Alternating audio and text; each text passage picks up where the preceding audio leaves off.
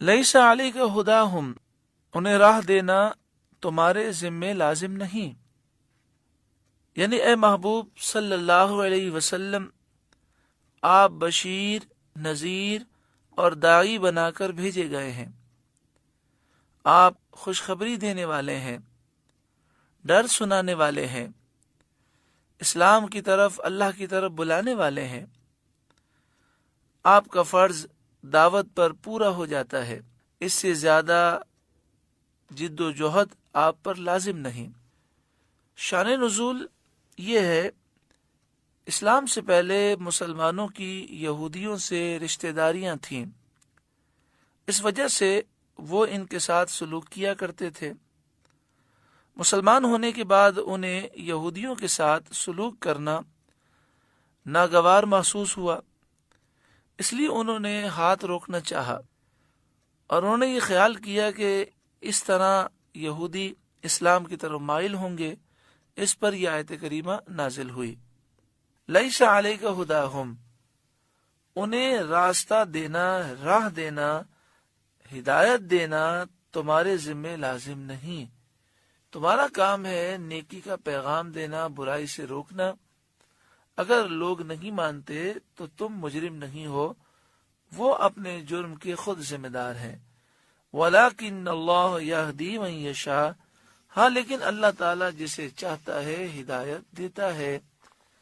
وَمَا تُنْفِقُوا مِنْ خَيْرٍ فَلِأَنفُسِكُمْ، اور تم جو اچھی چیز دو تو تمہارا ہی بھلا ہے۔ اللہ کی راہ میں جو مال خرچ کرو گے اس میں تمہارا اپنا بھلا ہے، تو دوسروں پر اس کا احسان نہ جتاؤ۔ وَمَا تُنْفِقُونَ إِلَّا ابْتِغَاءَ وَجْهِ اللَّهِ، اور تمہیں خرچ کرنا مناسب نہیں مگر اللہ کی مرضی چاہنے کے لیے۔ تمہیں خرچ صرف اور صرف اس لیے کرنا چاہیے کہ میرا رب مجھ سے راضی ہو جائے۔ وَمَا تُنْفِقُوا مِنْ خَيْرٍ يُوَفَّ إِلَيْكُمْ، اور جو مال دو تمہیں پورا ملے گا۔ وَأَنْتُمْ لَا تُظْلَمُونَ، اور تم پر ظلم نہ کیا جائے گا، تم نقصان نہ دیے جاؤ گے۔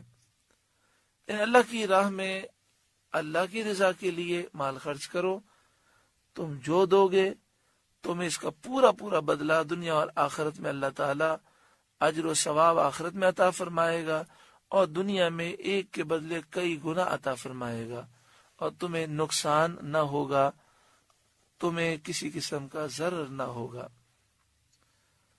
اگلی آیت کریمہ میں جو بیان ہے بڑا اہم بیان ہے، اور یوں تو قرآن کی ہر آیت میں بیان اہم ہی ہے، لیکن یہ اس حوالے سے اہم ہے کہ ہر شخص یہ چاہتا ہے کہ میں اللہ کی راہ میں مال خرچ کروں، لیکن سب سے افضل کون سی جگہ ہے کہ جہاں مجھے مال خرچ کرنا چاہیے؟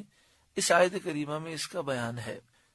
اس آیت کریمہ میں فرمایا کہ وہ طلبہ اور وہ مجاہدین جو اللہ کی راہ میں محصور ہیں، ہر وقت اسلامی سرحدوں کی حفاظت کرتے ہیں، جہاد کرتے ہیں۔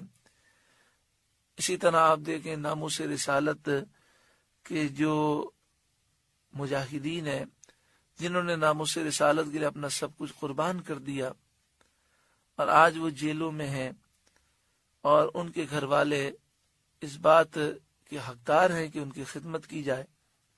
اسی طرح مدارس کے، اسلامی مدرسوں کے وہ طلبہ جو صحیح العقیدہ ہیں، جو دن رات علم دین حاصل کرتے ہیں، اور وہ کمانے کے لیے نہیں نکل سکتے کیونکہ وہ علم دین میں مصروف ہیں، ان کی خدمت کرنا یہ سب سے افضل صدقہ ہے۔ اس میں خیرات کا ثواب بھی ہے، اللہ کی راہ میں مال خرچ کرنے کا ثواب بھی ہے، اور دین میں تعاون بھی ہوگا، اور ثواب جاریہ بھی ہوگا۔ یعنی یہ طلبہ جو صحیح العقیدہ ہیں، جب ان کی خدمت ہوگی اور یہ عالم بعمل بن کر دین کی خدمت کریں گے تو ہمارے لیے انشاءاللہ ثواب جاریہ ہوگا۔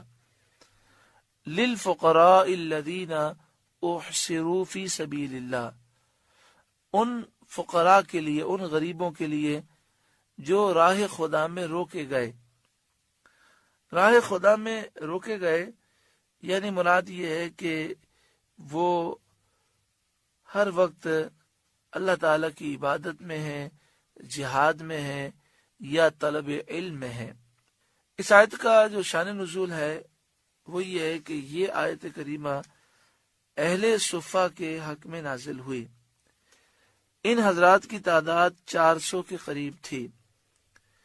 یہ ہجرت کر کے مدینہ طیبہ حاضر ہوئے تھے۔ نہ یہاں ان کا مکان تھا، نہ خاندان تھا، نہ ان حضرات نے شادی کی تھی۔ ان کے تمام اوقات عبادت میں صرف ہوتے تھے۔ رات میں قرآن کریم سیکھنا اور دن میں جہاد کے کام میں رہنا۔ آج بھی مدینہ شریف میں مسجد نبوی شریف میں صفہ یعنی چبوترا موجود ہے، جہاں پر اہل صفہ حضور کی خدمت میں علم دین حاصل کرتے تھے، اور جب جہاد کا حکم ہوتا تو جہاد کرتے۔ ان کے حق میں یہ آیت کریمہ نازل ہوئی اور دیگر صحابہ کرام کو ترغیب دلائی گئی کہ ان کی خدمت کریں۔ لا یستطیعون ضربا فی الارض، زمین میں چل نہیں سکتے، کیونکہ انہیں دینی کاموں سے اتنی فرصت نہیں کہ وہ زمین میں چل پھر کر روزی تلاش کریں۔ دین کے کاموں میں لگے ہوئے ہیں۔ یحسبهم الجاہل اغنیاء من التعفف، نا سمجھ نادان انہیں مالدار سمجھتا ہے، من التعفف سوال سے بچنے کی وجہ سے، یعنی وہ اپنی ضرورت کا اظہار کسی سے کرتے ہی نہیں شرم کے مارے، اور اپنا وہ رویہ اس طرح رکھتے ہیں کہ جیسے انہیں کسی چیز کی ضرورت نہیں، کیونکہ سفید پوش ہیں، خوددار ہیں۔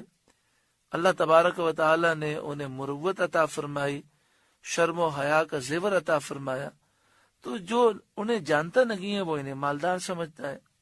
تعرفون بسیماہم، تو تم انہیں ان کی صورت سے پہچان لوگے، یعنی ان کے مزاج میں تواضع و انکسار ہے، چہروں پر کمزوری کے آثار ہیں، بھوک سے رنگ زرد پڑ گئے ہیں، چہروں پر جو نور ہے ان سے، اور ان کی جو مالی پوزیشن ہے وہ ان کے حالات سے تم پر ظاہر ہو جائے گی۔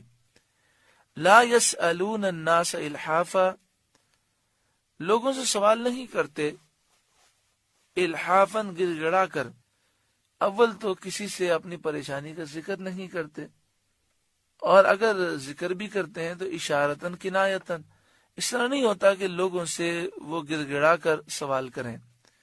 وما تنفقوا من خیر فإن اللہ بہ علیم، تم جو خیرات کرو اللہ اسے خوب جانتا ہے۔ تو اللہ کی راہ میں دو۔ الحمدللہ سورہ بقرہ کا 37واں رکوع مکمل ہوا۔ اللہ تعالیٰ اس رکوع کے نور سے ہمیں روشن منور فرمائے۔ اس کے آخر میں ہم نے یہ سماعت کیا کہ دین کے کاموں میں ہمیں تعاون کرنا چاہیے، مال خرچ کرنا چاہیے۔ آج دیکھیں یہود و نصارہ اور ان کی ایجنسیاں کس قدر دشمنان اسلام کو سپورٹ کرتی ہیں، ان کی مدد کرتی ہیں۔ تو ہمیں چاہیے کہ ہم ایسے دینی اداروں کی مدد کریں اور ایسے لوگوں کی مدد کریں جو دین کے کاموں میں ہیں، خاص طور پر ہمارے وہ طلبہ جو غریب و نادار ہیں۔ ہر ایک شخص کو چاہیے کہ وہ اپنے اپنے طور پر کوشش کرے، اگر اللہ تعالیٰ نے عطا فرمایا ہے تو وہ کفالت کرے، ایک طالب علم کی یا 10 کی یا اس سے زائد کی، جتنی اللہ نے طاقت دی ہے، کہ اگر کوشش کی اور وہ عالم بن گئے، دین کی خدمت کی، تو ہمارے لیے ثواب جاریہ ہوگا۔ اس میں اللہ کی راہ میں خیرات کرنے کا ثواب بھی ہے، صدقے کا ثواب بھی ہے، اور دین کی خدمت کا ثواب بھی ہے۔ اللہ تعالی ہم سب کو عمل کی توفیق اور سعادت نصیب فرمائے۔ اللہ رب العالمین ہم پر فضل و احسان کی بارشیں نازل فرمائے۔